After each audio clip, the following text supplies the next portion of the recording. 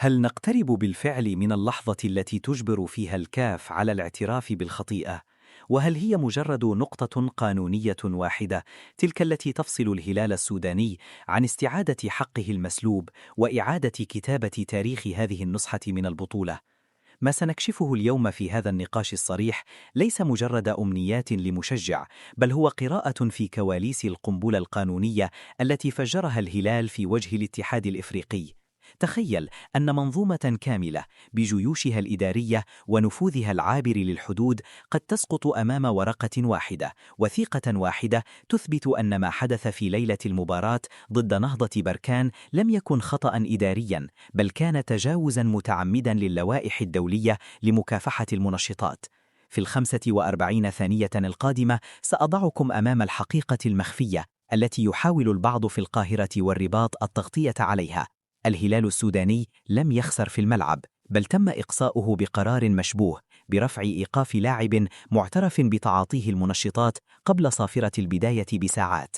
فهل يمتلك الهلال المستند القاتل الذي سيجعل الكاف في مهب الريح أمام محكمة كاس الدولية؟ ابقوا معنا، لأن ما سنناقشه اليوم هو المعرج الأخير في قضية الموسم.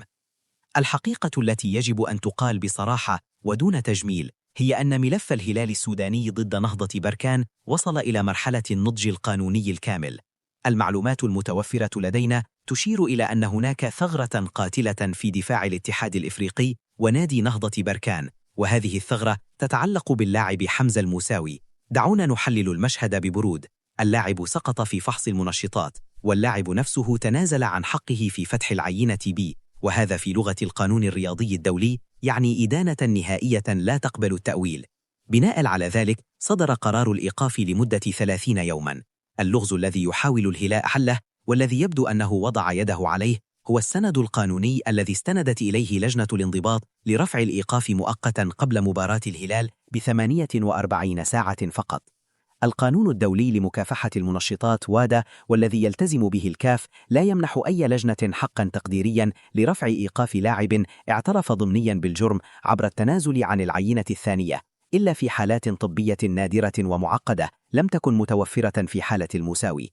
وهنا تكمن النقطة الواحدة التي تفصل الهلال عن الفوز بالقضية، هي إثبات أن قرار رفع الإيقاف المؤقت خالف بروتوكول الوكالة العالمية لمكافحة المنشطات. إذا أثبت الهلال أن الكاف تجاوز وادا لإرضاء طرف ما، فإننا لسنا أمام إشراك لاعب غير قانوني فحسب، بل نحن أمام فضيحة مؤسسية قد تؤدي إلى تجميد نشاطات لجان كاملة في الكاف. الهلال في مذكرته الأخيرة، والتي توصف بأنها شديدة اللهجة، لم يكتفي بالاحتجاج على مشاركة اللاعب، بل طالب بالحصول على نسخة من التقرير الطبي والقانوني الذي بني عليه قرار رفع الإيقاف. وصمت الكاف حتى الآن عن تقديم هذا المستند هو الاعتراف الضمني بأن النقطة التي يرتكز عليها الهلال هي نقطة قاتلة. لنكن صريحين في هذا النقاش، الهلال السوداني اليوم لا يواجه ناديا مغربيا فحسب، بل يواجه إرادة إدارية داخل الكاف تحاول حماية سمعتها من الاعتراف بالخطأ. ولكن لماذا يثق الهلال في الفوز؟ لأن القضية تجاوزت حدود القارة.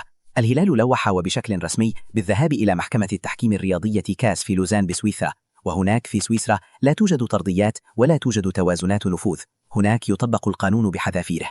إشراك لاعب في قضية منشطات قيد التحكيم وبقرار رفع إيقاف مشكوك في صحته الإجرائية يعني في عرف كاس خسارة المباراة بنتيجة 3-0 لصالح الخصم.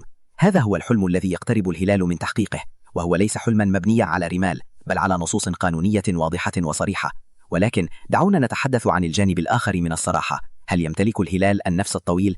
الإجراءات في الكاف تتسم بالمماطلة، والهدف واضح هو دفع الهلال لليأس أو انتظار انتهاء البطولة لتصبح القضية تحصيل حاصل. لكن إدارة الهلال هذه المرة تبدو مختلفة، فهي تدرك أن هذه القضية هي قضية كرامة رياضية قبل أن تكون قضية تأهل. الهلال الذي يلعب في ظروف استثنائية وبعيدا عن جماهيره وبسبب حرب مدمرة في بلاده يرى في هذه القضية فرصة لاسترداد هيبته أمام تغول بعض الاتحاد